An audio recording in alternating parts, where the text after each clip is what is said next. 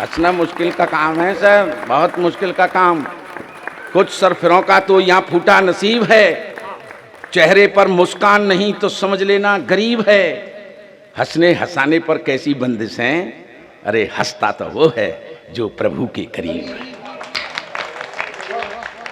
अब मेरे खड़े होते ही ऐसे शांत हो गए जैसे मुझे श्रद्धांजलि देने के लिए बैठे हुए।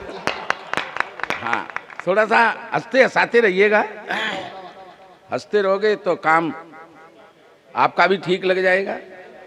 अगला आदमी सो गया है, अगर ये कवि सम्मेलन नहीं होता होगा तो तू कहाँ सोता होगा।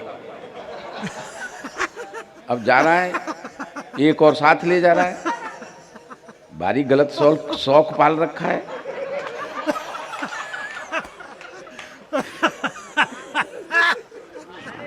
इस समय वही लोग जा रहे हैं जिनको अपने घरों के ऊपर भरोसा नहीं है, या वो लोग जा रहे हैं जिनके पड़ोसी पहले चले गए थे। मैं उन्हें श्राप देता हूं, जिस मकसद के लिए जा रहे हैं उसमें कामयाब नहीं होंगे। बस हंसते रहिएगा, मुस्कुराते रहिएगा। जो हंसते हैं कभी स्वर्ग नहीं जाते। हंसने की बात नहीं है इसमें। जो हंसते हैं कभी स्वर्ग नहीं जाते, बल्कि वो जहां भी होते हैं स्वर्ग बना लेते हैं। अभी राम कविता पढ़ रहा था तो सन्नाटा हो गया था। अब मैं खड़ा हूं तो कुत्ते भौंक रहे हैं।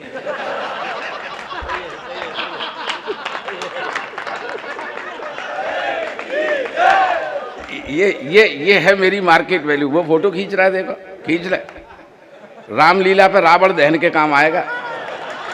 हाँ, लेकिन ये कुमेर के लोग हैं, ये कंस को भी रावण समझ के मार देते हैं। हाँ सर, मार देते ना। कंस को मार दिया जाता है। ये आगे ना, ये कंस के छोटे भैया।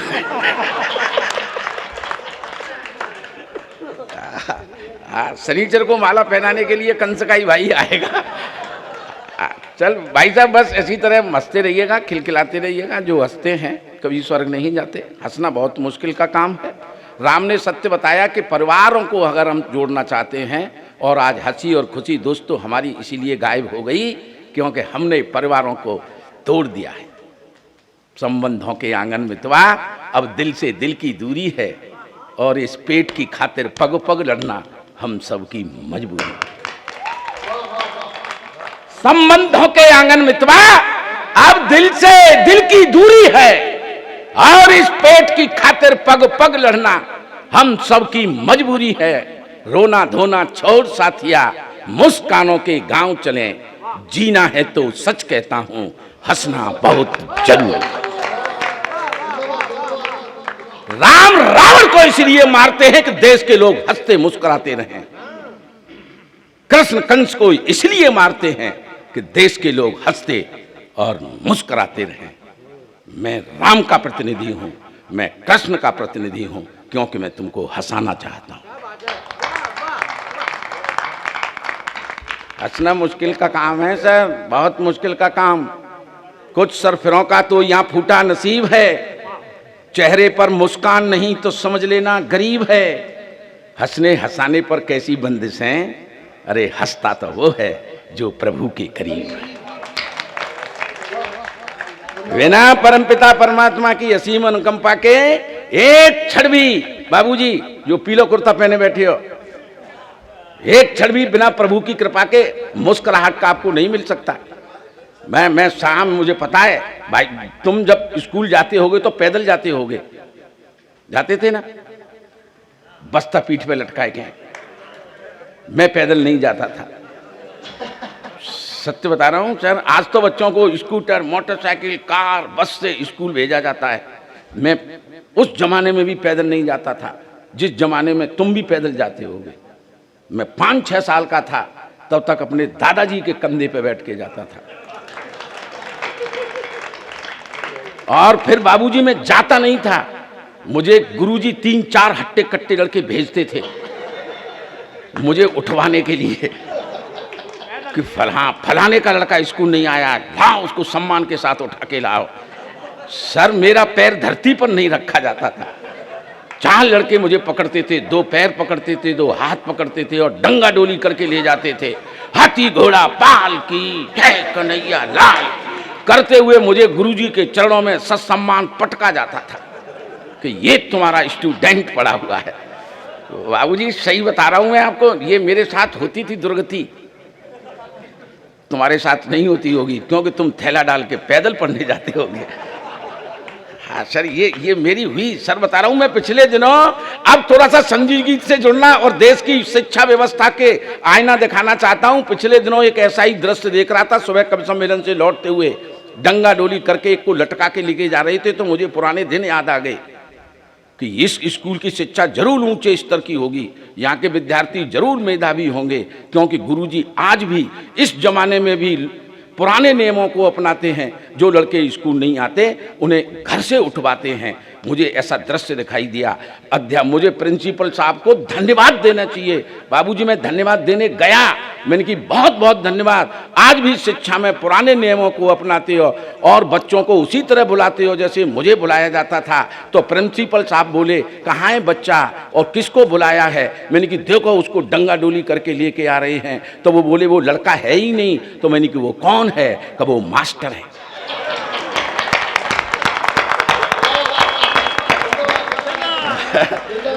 जो मिड डे मील खा के चला जाता है और फिर लौट के ही नहीं आता है।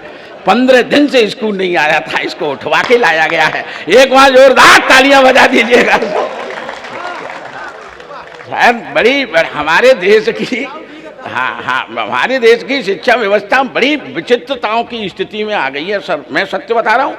हालत खराब हो गई है शिक्षा व्यवस्था की। अब राम चाहता है कि राम जैसे लोग है ना अंग्रेजी मीडियम में बालकन में पढ़ाए रहे हैं और हिंदू धर्म की रक्षा कर रहे हैं, कथा पढ़ डोल रहे हैं और छोरा कॉन्वेंट स्कूलों में पढ़े हिंदी से दूर भाज रहे हैं। जा कान सुन ले चाहे वाह कान सुन ले, हिंदी नहीं बची तो हिंदू नहीं बचेगा।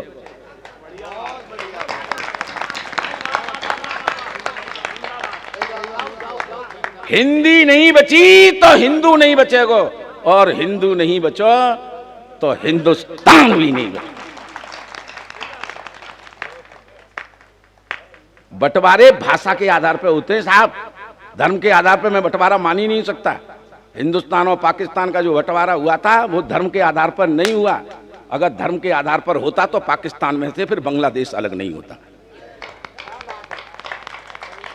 बंगाल की भाषा बांग्लादेश की भाषा बांग्ला है, इसलिए उसको अलग कर दिया गया। भाषा के आधार पर बंटवारे होते हैं। भाषा संस्कृति और संस्कार की जननी होती है। जिस देश की संस्कृति और संस्कारों को नष्ट भ्रष्ट करना हो उस देश की भाषा को गड़बड़ कर दो। छोटे छोटे बच्चों की भाषा बिगाड़ दी गई है। 5 साल का छोटा बेटा है, पिछले दिनों कह रहा पापा स्कूल में नई मैडम आई है, बहुत हॉट है। सर ये भाषा का संस्कार बिगाड़ा जा रहा है। 5 साल का छोटा छोटा है, पापा स्कूल में नई मैडम आई है, बहुत हॉट है, सी इज वेरी हॉट। जब टीचर माँ के समान होती है, चुप हो जा, तो पलट के मुझसे कहने लगा तुम चुप हो जा, अपनी जुगाड़ में ही रहता हूं। इस बात में सही बता रहा हूं, मैं तो प्रैक्टिकल आदमी हूं, बिल्कुल प्रैक्टिकल रहता है। कान पे दो, कान के नीचे। तो मुझे बोले तुम्हारे पापा तुम्हें ऐसे ही कूटते? हाँ नहीं ऐसे ही कूटते थे। उन क्यों कूटते होंगे? हाँ कूटते। अच्छा उन क्यों? हाँ मैंने बेहू कूटते। तो जी बताओ कि अपने खानदान में गुंडागर्दी कब से चली आ रही है? सर मेरे कहने का मतलब मस्ती अपने घर में जिंदा रखो, अपने घर में पूरी मस्ती का माहौल रखो। शिक्षा की व्यवस्था तो ये नेता चौपट कर रहे हैं, कहां दिलाओगे? चाहते हो यदि आप राम जी को जानना, राम भैया मैं ये बहुत शानदार छंद तुम्हें सुना रहा हूं। चाहते हो यदि आप राम जी को जानना, तुलसी के मानस को सुनिए सुनाइए। बाल कृष्ण लीलाओं का सुख तभी मिलता है आप सूर सागर में डुबकी लगाइए। ज्ञान चक्षु खोलने को साखियां कबीर की हैं, प्रेम के अनन्य पद मीरा के भी गाइए। किंतु है निवेदन जो मानना पड़ेगा सबसे पहले आप अपनी हिंदी सीख जाइए। बिना हिंदी के हिंदुस्तान को नहीं बचाया जा सकता। यह हिंदुस्तान तब हिंदुस्तान है कि जब संस्कृति और संस्कार जिंदा रहेंगे। कमाल की बात है सर, हमारे परिवार तोड़ दिए गए, हम दो हमारे दो।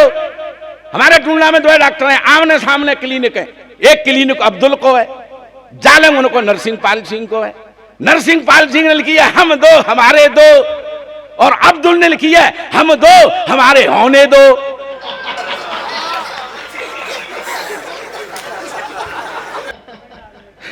नारा वही है, पलट लो है सर, हम दो हमारे होने दो, होने दो, होने दो, अल्लाह की कर, ताली बजा, जो कह रहे हम दो हमारे दो। और वो एक तक आएंगे, राम बताएंगे कि एक ही करो, लेकिन एक तो करो लेकिन राम जैसा करो। नहीं, सत्य जो जगा सके, सूरज एक होता है उजाले के लिए बहुत होता है, लेकिन राम जैसा हो तो फिर एक ही हो। ताली बजाओ। हाँ, वरना नरेगा की लिस्ट में लिखवाइए कि 14-15 चाहिए तभी ज्यादा पैसा आएंगे।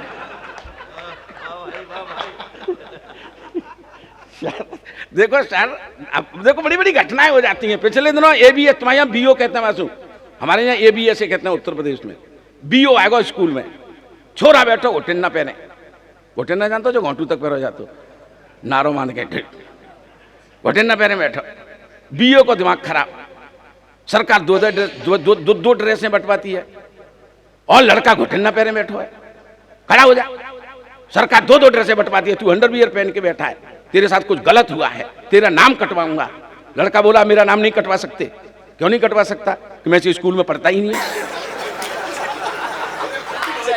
भाई तू स्कूल में फिर आ कैसे गया? कि बगल के खेत में बकरी चरा रहा था, गुरुजी कह रहे थे मिड डे मील की लिस्ट लंबी बन गई है, तो तू आकर के बैठ जा, संख्या बढ़ा दे, 5 रुपए मिलेंगे। अब ये बताओ तुम दोगे कि गुरुजी देंगे? बीओ का दिमाग खराब, मतलब मिड डे मील के चक्कर में फर्जी लड़के बैठा लिए जाते हैं। तो अध्यापक को बुलाया, भाई इधर आ, फर्जी लड़के बैठाते हो, तुम्हें सस्पेंड कराना पड़ेगा। अध्यापक बोला सर आप मुझे भी सस्पेंड नहीं करा सकते। भाई तुझे क्यों नहीं करा सकता? कि मैं भी मास्टर नहीं हूं। भाई लड़के की तो समझ में आ गई तू मास्टर क्यों नहीं है। असल में मेरा जो भाई है वो शिक्षा कर्मी है, भाभी को लेने ससुराल चला गया था, मुझसे कह रहा था कि आज बीओ आ सकता है तो मेरी जगह पे जाके तू पढ़ा दियो। आप मुझे सस्पेंड नहीं करा सकते। और बीओ का दिमाग खराब, दिमाग खराब। प्रिंसिपल साहब के कमरे में जाकर के बोला तुम्हारी तो सेवा समाप्त करा देनी चाहिए, क्या स्कूल को तुमने चिड़ियाघर बना के रखा है। प्रिंसिपल साहब के जो कमरे में बैठा हाथ जोड़ के खड़ा हो गया कि बाबूजी प्रिंसिपल तो मैं भी नहीं हूं। कि तू किसके चक्कर में फंसा के अपने चाचा जी के में? हाँ, चाचा जी प्रॉपर्टी डीलिंग का काम करते हैं, सो भरतपुर चले गए एक बड़ी सौदा का समझौता करने, एडवांस देने। तुम्हें चिंता करने की जरूरत नहीं है, परंतु 10,000 रुपये मुझे दे गए थे और ये कह गए थे कि बीओ आ जाए तो 10,000 रुपये दे के बेटा इस रजिस्टर पर दस्तखत करवा लेना। सो ये 10,000 रुपये पकड़ो, मेरा दिमाग खराब मत करो और जब रजिस्टर पर दस्तखत करो। साहब अधिकारी ने भी, सबसे ज्यादा तालियां चाहता हूं, अधिकारी ने भी रजिस्टर पर दस्तखत करते हुए ये कहा कि वो तो मैं हूं जो 10,000 में माना जा रहा हूं, अगर कहीं असली अधिकारी आ जाता तो। यहां दाल में काला क्या होगा? यहां दाल ही पूरी काली है सर। अच्छा राम खुद आ जाए तो ना क्या कर लेंगे? अब कछु ना कर सकते, जो कछु करना है तुम्हें ही करना पड़ेगा, अपना उजाला खुद बनना पड़ेगा। जिस दिन अपना उजाला खुद बनना नहीं सीखोगे तब तक इस देश की तरक्की हो ही नहीं सकती।